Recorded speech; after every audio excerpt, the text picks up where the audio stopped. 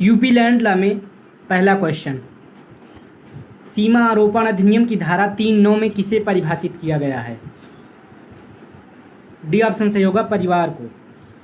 दूसरा क्वेश्चन, अधिकतम जोत सीमा अधिनियम की कौन सी धारा जोतदार को परिभाषित करती है?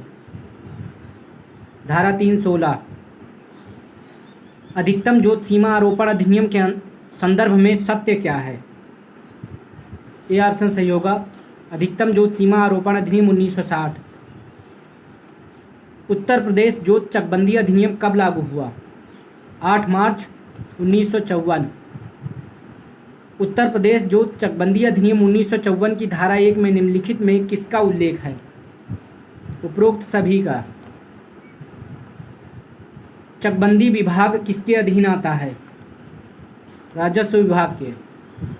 खातेदारों की बिक्री जोतों को एकत्रित करने के काम को क्या कहा जाता है?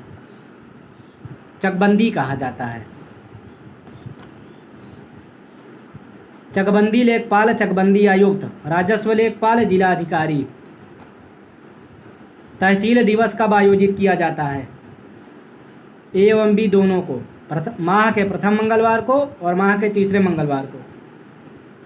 अधिकतम क्षेत्र सीमा आरोपण अधिनियम की किस धारा के अंतर्गत परिभाषित किया गया है? धारा 3(2) के अंतर्गत। सीमा आरोपण अधिनियम की किस धारा में जोत का उल्लेख है? धारा 3(9) में। बी ऑप्शन सही होगा। उत्तर प्रदेश अधिकतम जोत सीमा अधिनियम 1960 का क्या उद्देश्य निम्नलिखित में है? इनमें से सभी: जोतों का एकीकरण करना, कृषि में सुधार के प्रयत्न, ग्रामीण उत्थान। न्यास की संज्ञा किस भूमि को दी जाती है? सार्वजनिक धार्मिक संस्थाएं, पूर्ववत। वर्तमान में जोतदारों की कितनी किस्में हैं? 4। भूमि जिसमें भूमिधारी अधिकार नहीं होगा। उपयुक्त सभी। निम्नलिखित में से कौन सा चकबंदी अधिनियम 1953 का उद्देश्य नहीं है? चकों के टुकड़े करना। अक्षम व्यक्तियों द्वारा भूमि को पट्टे पर देने का प्रावधान है। धारा 95 के अंतर्गत। संहिता में अक्षम व्यक्ति कितने प्रकार के हैं? 8 प्रकार के। संहिता में अक्षम विद्यार्थी कौन होगा? उपयुक्त सभी जिनकी आयु 35 वर्ष से ज़्यादा ना हो, किसी मान्यता प्राप्त संस्था में शिक्षा ले रहे हों, उनके माता पिता मर चुके हों। संहिता के अंतर्गत अक्षम व्यक्तियों को दर्शाया गया है। धारा 95 में। उत्तर प्रदेश अधिकतम जोत सीमा आरोपण अधिनियम की उद्देशिका है। उपयुक्त सभी। जोतदारी भूमि की सीमा नियंत्रण, समान जोतदारी व्यवस्था को लागू करना और भूमि का सार्वजनिक प्रयोजन में अधिकतम प्रयोग किया जाना।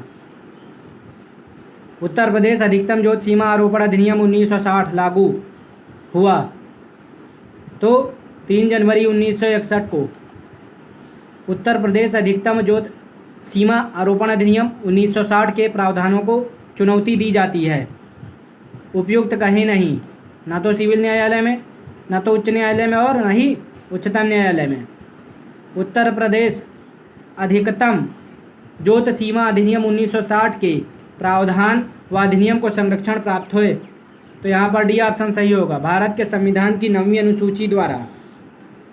25 नंबर, अधिकतम जोत सीमा से कुछ भूमियों को अलग किया जाना प्रावधानिक है तो धारा 6 के अंतर्गत।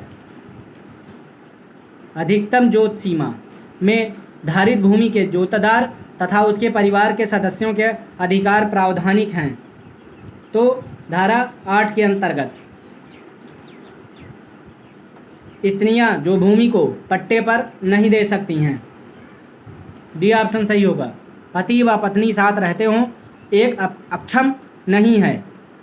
तो आज के लिए बस इतना ही। चैनल पर नए आए हैं, लॉ और जीएस से रिलेटेड वीडियोस देखने हैं तो सब्सक्राइब कर लीजिए।